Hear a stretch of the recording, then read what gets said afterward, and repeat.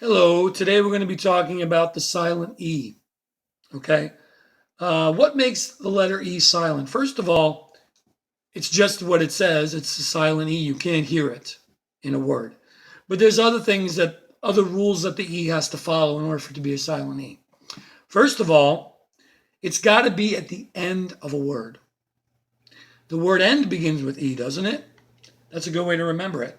The silent E is an E at the end of a word. But that's not just it. There's other rules. If you're looking at the last three letters of that word, of course, given that the E at the end is there, the last three letters of those words have got to be a vowel first, in this order: vowel, A-E-I-O-U, a consonant, which are the letters that are not vowels, right? The other 21 letters, and that E at the end that's silent. Vowel, consonant, E, the last three letters of a word. Here are some examples that follow that. Notice they all end with an E. You've got a consonant in front. Sorry about that. You've got a consonant in front. You've got another vowel in front of that. Okay? Now, let's see what else has to happen, or what else that silent E does.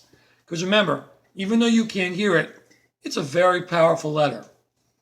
And it's one that has a lot of influence on the word that it's in and the letters that share that word with it.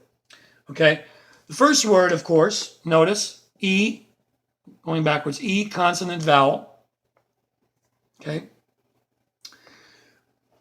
Most of the time, not always, but most of the time, 9 times out of 10, at least, the vowel, before I get to that, let me explain something. Do you notice how the vowel is 2 away from that E? Right? That's the distance that it has to be for that E to have effect. Let me explain. This E being silent will most likely make this A long sounding A. Remember, vowels, when you learn your vowels, A, E, I, O, U, the first thing you learn is that there are long vowel sounds and there are short vowel sounds. The long vowel sounds sound like the names of those letters: A, E, I, O, U, A, E, I, O, U. Right? There we go. The short vowel sounds a, e, don't apply usually for this. But let's make sure. We're going to assume that this A is long. I'm going to put a big A in front of it, on top of it, to show that it's the long sound as opposed to the short sound. Okay? Long A, short A. Now we're going to pronounce it. N, A, M, silent E. N, M. Name, right? I'm going to put the little cross there like I do up here. So it's name, right? Name. What's your name? What's my name, right? Next word. Notice vowel, consonant, E. Again, we're going to assume that the vowel here is going to be a long sound. So I'm going to put a big I on top. I'd. Can't hear it. Wide, right? Like the river is wide, right? Wide. That's a word. Let's move on to the next one. Notice I've got another I. So it should be guy, right? Or I. I went ahead of myself there. Here's the G. G. I. V. Silent E. G. I've. Give. Give. Give? Have you ever heard of a give? What is a give? I never heard of a give. That's weird. Wait a minute. You know what I just realized? Remember when I said sometimes the English language breaks its own rules? Sometimes. This might be one of those times.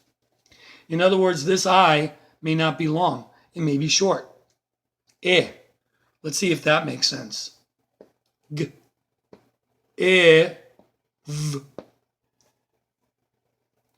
Give. Give. Give. Give. I give you a gift.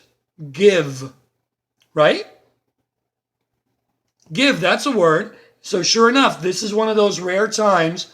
I'm going to put a star on next to it because it is a special case. This is one of those times where the English language breaks its own rule. That is not a long I, that's a short I. And I got news for you. When it is an I there, it could go either way. It could be long or short. You have to do what I just did, pronounce it both ways and figure out which one sounds better. Give, we know doesn't exist. Give, yes, give. Let's go back to the next, or down to the next word. We're going to go back and assume the long sound again. So I'm going to put a capital O on top. O, silent E. Home, home, home. Welcome home. Home. Right?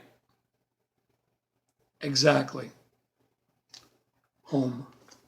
Long O, silent E. So once again, what does silent E's do? End of the word. There's a vowel 2 doors down. Usually it makes that vowel the long sound, but not always. Okay? And that usually happens when it's an I, but there could be other times when it doesn't. It could be another letter. But most of the time, it's a long sound. So what I'm saying is when you get to a word that has the vowel consonant E pattern at the end of the word, always start by assuming that that vowel is long. Like we did give first. We realized that didn't make sense. So then we changed it to give. You see? But that's basically what you do. Once again, end of a word. The word end begins with E. End of a word. Vowel, consonant, E pattern at the end of the word. The last 3 letters. Vowel, consonant, E. And that E would be silent. Okay? You could stop the video or pause it, replay it, take notes, do what you have to do. And I hope you found that helpful. Okay?